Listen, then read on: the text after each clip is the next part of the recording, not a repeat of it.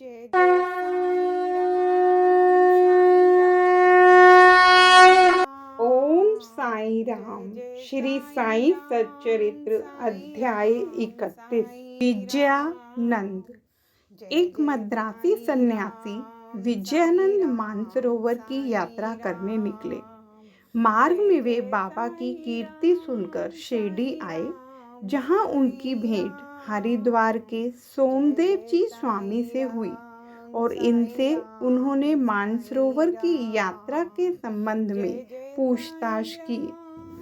स्वामी जी ने उन्हें बताया कि मानसरोवर गंगोत्री से 500 मील उत्तर की ओर है तथा मार्ग में जो कष्ट होते हैं उनका भी उल्लेख किया, जैसे कि बर्फ की अधिकता, 50 कोस तक भाषा में भिन्नता तथा भूटान वासियों के संशयी स्वभाव जो यात्रियों को अधिक कष्ट पहुंचाया करते हैं। ये सब सुनकर सन्यासी का चित्त उदास हो गया और उसने यात्रा करने का विचार त्याग कर मस्जिद में जाकर बाबा के श्री चरणों का स्पर्श किया। बाबा क्रोधित होकर कहने लगे, इस निकम्मे सन्यासी को निकालो यहाँ से, इसका संग करना व्यर्थ है। सन्यासी बाबा के स्वभाव से पूर्ण अपरिचित था। उसे बड़ी निराशा हुई, परंतु वहाँ जो कुछ भी गतिविधियाँ चल रही थी उन्हें वह बैठे बैठे ही देखता रहा। प्रातः काल का दरबार लोगों से ठसाठस भरा हुआ था और बाबा को यथाविधि अभिषेक कराया जा रहा था। कोई पाद प्रक्षालन कर रहा था तो कोई चरणों को छूकर तथा कोई तीर्थ स्पर्श से अपने नेत्र तृप्त कर रहा था। कुछ लोग उन्हें चंदन का लेप लगा रहे थे तो कोई उनके शरीर में इत्र ही मल रहा था। जाति पाति का भेदभाव भुलाकर सब भक्त यह कार्य कर रहे थे। यद्यपि बाबा उस पर क्रोधित हो गए थे तो भी सन्यासी के हृदय में उनके प्रति बड़ा प्रेम उत्पन्न हो गया था।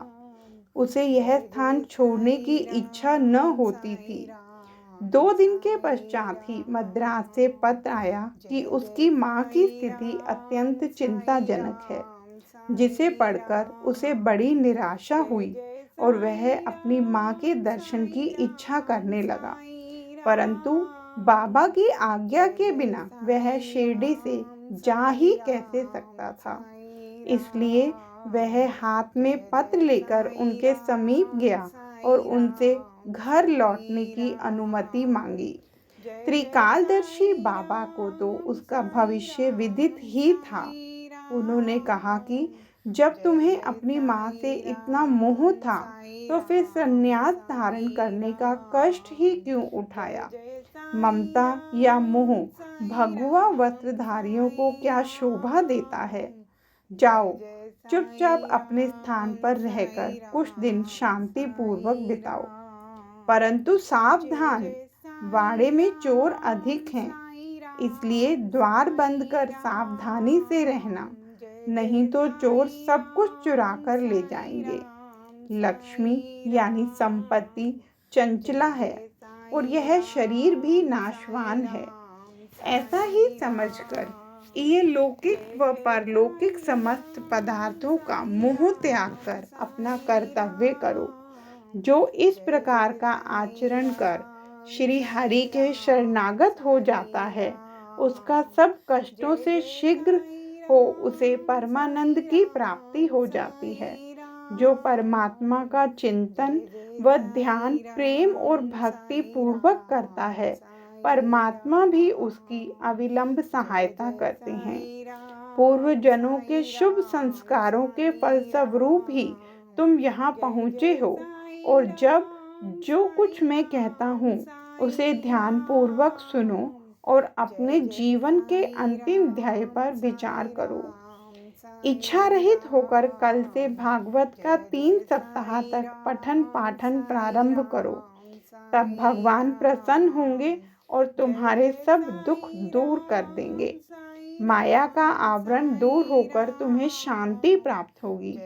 बाबा ने उसका अंतकाल समीप देखकर उसे यह उपचार बता दिया और साथ ही राम विजय पढ़ने की भी आज्ञा दी, जिससे यमराज अधिक प्रसन्न होते हैं। दूसरे दिन स्नानादि तथा अन्य शुद्धि के कृत्य कर उसने लैंडी बाग के एकांत में बैठकर भागवत का पाठ प्रारंभ कर दिया। दूसरी बार पठन समाप्त होने पर वह बहुत थक गया और वाड़े में आकर 2 दिन ठहरा। तीसरे दिन बड़े बाबा की गोद में उसके प्राण पखेरु उड़ गए। बाबा ने दर्शनों के निमित्त 1 दिन के लिए उसका शरीर संभाल कर रखने के लिए कहा। तत्पश्चात पुलिस आई और यथोचित जांच पड़ताल करने के उपरांत मृत शरीर को उठाने की आज्ञा दे दी। धार्मिक कृत्यों के साथ उसकी उपयुक्त स्थान पर समाधि बना दी गई। बाबा ने इस प्रकार सन्यासी की सहायता कर उसे सद्गति प्रदान की। जय साईं राम। साईं राम, साईं राम, जय जय।